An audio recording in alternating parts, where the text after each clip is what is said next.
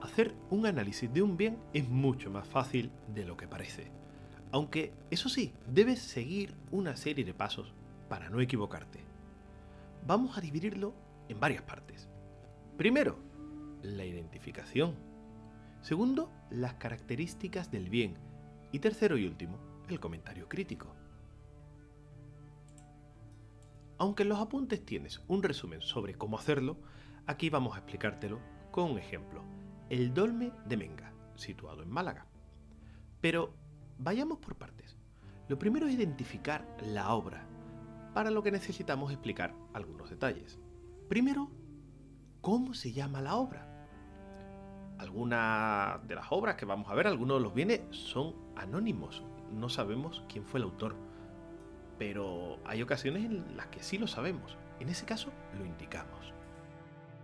Segundo, ¿cuál es el estilo? ¿Es arte prehistórico? ¿Es arte romano? ¿Es de estilo musulmán? ¿Es barroco? Tercero, ¿cuándo se hizo? Hay veces en las que sabremos el año exacto, pero en ocasiones solo conocemos una fecha aproximada. Por ejemplo, que fue en la prehistoria, es decir, hace más de 5.000 años. Cuarto, ¿qué tipo de bien es? Porque no es lo mismo un edificio que un monumento. No es lo mismo una escultura que una pintura, una joya que una espada. Quinto, ¿qué materiales se utilizaron? Tal vez fueron materiales preciosos como el oro, la plata, pero a lo mejor fueron acuarelas y telas, o simplemente roca. Y finalmente, ¿qué tipo de patrimonio es? Muchas veces será histórico-artístico, pero también puede ser etnográfico, documental, incluso digital. Y recuerde indicar si es un bien mueble o inmueble, si es material o inmaterial. Pero esta información no la lanzaremos a lo loco, tampoco vamos a realizar un listado, sino que tenemos que redactarla en un párrafo. Por ejemplo, así quedaría el Dolmen de Menga.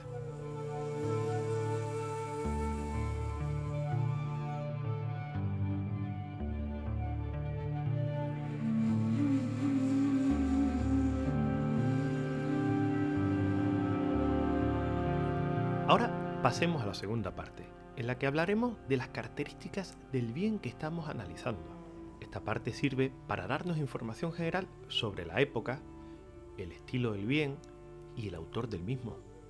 Además de para explicarnos qué relación tiene este bien con nuestra comunidad autónoma. Vamos a empezar, por lo tanto, con una introducción sobre la época. ¿Qué sabemos sobre la sociedad y la cultura en la que se creó dicho bien? Por ejemplo, si la obra que comentamos son los sarcófagos fenicios de Cádiz, podemos hablar sobre quiénes eran los fenicios, su paso por Andalucía, la ciudad de Gadir, etc. Una vez ya hemos hablado sobre la época, pasamos a explicar mejor el estilo. Por ejemplo, qué obras eran típicas de esta cultura, por qué las hacían. Intenta siempre relacionarlo con el bien que estamos analizando, de modo que si tienes delante una espada romana, no tiene sentido que te pongas a hablar de los edificios romanos.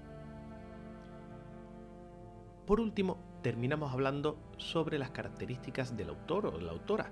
Por ejemplo, el estilo que tiene, las características de sus creaciones, cualquier elemento útil que lo distinga. Lógicamente, si estamos analizando una obra anónima y por lo tanto desconocemos quién la hizo, esta parte pues nos la saltamos.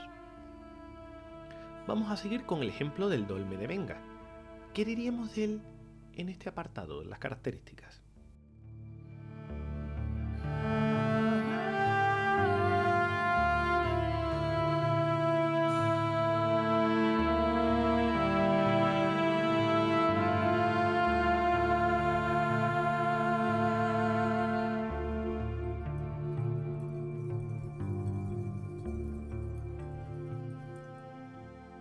Para terminar, debemos realizar el comentario crítico de la obra. donde tenemos que describir físicamente el bien, pero también explicar su significado. En lugar de empezar a hablar de lo primero que se nos venga a la cabeza, lo mejor es seguir un orden. Por ejemplo, ¿qué vemos? Describimos lo que tenemos delante. Por ejemplo, si es una edificación, pues explicaremos si tiene una o varias plantas, si es de forma circular, si es rectangular, si tiene algún color que destaca, los materiales. De igual modo, explicamos qué significa. Por ejemplo, si estamos ante una pintura, ¿aparece un personaje mitológico o un personaje histórico? Si es un edificio o si es una herramienta, ¿para qué se utilizaba? ¿Por qué tenía esa forma? Luego pasamos a hablar de las técnicas utilizadas. Por ejemplo, si estamos ante un edificio, ¿qué tipo de arcos tiene? O si es una pintura, ¿qué técnica se ha utilizado para crearla? Finalmente hablamos de la composición, es decir, de cómo se reparte el espacio o de cómo están repartidos los personajes en caso de que sea una escena. En una escultura esto significa señalar, pues, cuántos personajes hay, qué lugar ocupan, por ejemplo, si uno está delante, si aparecen al fondo. En una vasija, pues, por ejemplo, hay que señalar si tiene algún tipo de decoración, qué zona es la que está decorada. Vamos a ver, por ejemplo, en el caso de Menga, cómo nos quedaría.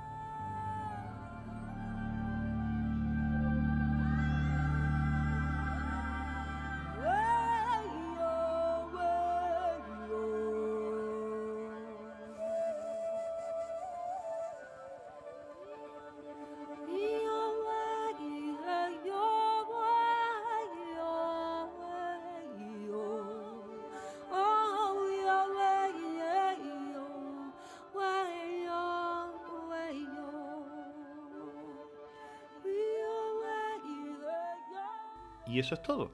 Realmente no es complejo. Simplemente hace falta practicar varias veces para ir cogiendo soltura. Lo que importa es dar una idea general y que mostremos que conocemos de lo que estamos hablando y que tenemos una idea de qué época, de qué estilo y para qué se utilizaba ese bien. En otras palabras, que sepamos por qué es importante.